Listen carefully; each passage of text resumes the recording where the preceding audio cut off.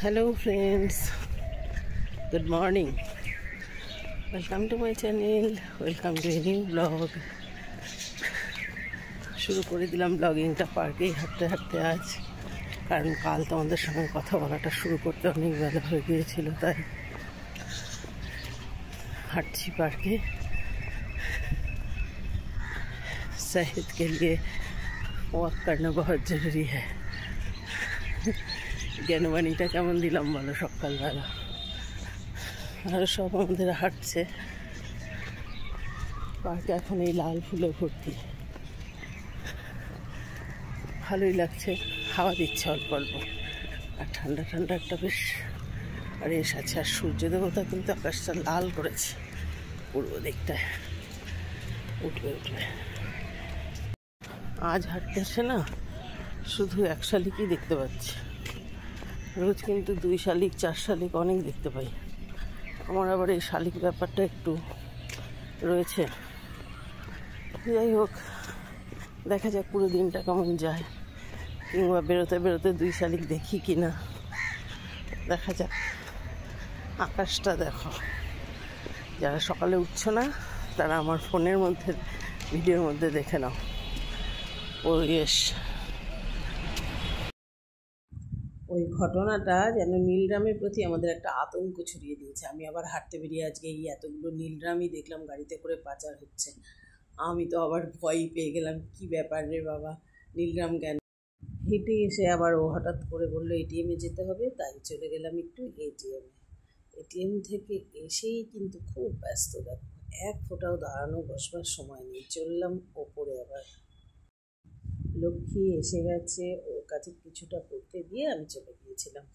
এখন তো ছোটাছুটি করে আমাদের দুজনকে রান্নাটা শেষ করতে হবে। Hello friends, good morning. Welcome to my channel, welcome to a new blog.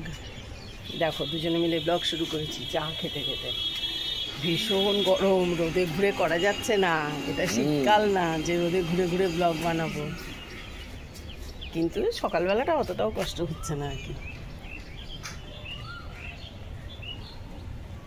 দ্বিতীয়বারের চা হলো, এটিএম থেকে এলাম, আর এখন রান্নাবান্নার ব্যবস্থা চলছে।